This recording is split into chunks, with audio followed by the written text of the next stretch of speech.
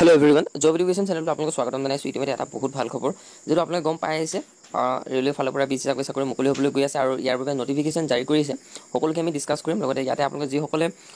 যিসকলৰ English subject week হয় তেওঁলোকে এই পৰীক্ষাটো পাছ কৰিব পাৰিব কাৰণ ইংলিশ সাবজেক্টটো আপোনালোকৰ ইয়াতে নাহে অনলি ম্যাথছ ৰিজনিং আৰু জিকে ওপৰত ভিত্তি কৰি আপোনালোকৰ পৰীক্ষাবিলাক হয় লগতে ইয়াৰ পৰা পৰীক্ষা কেতিয়া হ'ব কেতিয়াৰ পৰা এপ্লাই হ'ব সকলোখিনি দিয়ে দিছে অফিচিয়েল নটিফিকেশনত লগতে হাই সেকেন্ডাৰী পাছ সকলৰ বাবে হাই সেকেন্ডাৰী পাছ লেভেলৰ জব আৰু লগতে গ্ৰেজুৱেটৰ কাৰণে গ্ৰেজুৱেট লেভেলৰ জব ওলাইছে যেটো আমাৰ অসমৰ ল'ৰা-ছোৱালী অসমতে চাকৰি পাব পাৰিব লগতে ভাল স্যালাৰি হয় আৰু ইয়াৰ বাবে সকলোখিনি সবিকে আমি জনাবলৈ চেষ্টা কৰিছো বলক তেনেহলে ভিডিওটো আৰম্ভ কৰো আৰু পৰীক্ষা চেণ্টাৰবিলাক যেটো আপোনালোকৰ অসমতে হ'ব এই সকলোখিনি ডিটেইলছ ইয়াতে আছে বলক তেনেহলে ভিডিওটো আৰম্ভ কৰো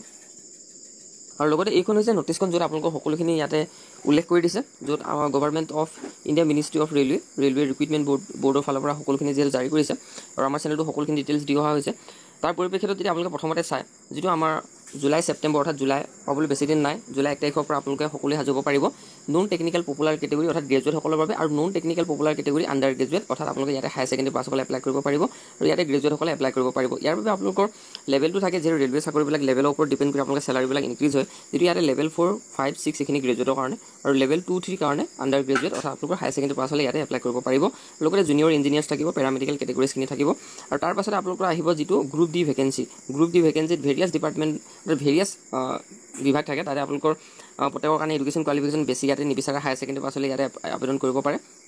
আৰু ইয়াৰ বাবে আপোনালোকে যদি এনটিপিসি কাৰণে প্ৰিপাৰেচন চলাই আছে এটা ভাল সময় য'ত আপোনালোকৰ সকলোবিলাক সাবজেক্ট ওয়াইজ ইউটিউবত ভিডিও পাই যাব আপোনালোকে আৰু যিসকলে প্ৰিপাৰেচন কৰি আছে ভালকৈ প্ৰিপাৰেচন কৰক কাৰণ গ্ৰেড 3 গ্ৰেড 4 পৰীক্ষা যদি আপোনালোকে প্ৰিপাৰেচন কৰি আছে এইখিনি বহুত আপোনালোকক উপকৃত কৰিব যদি এই চাকৰিটোৰ কাৰণে আপোনালোকে যদি প্ৰিপাৰেচন চলাই যায়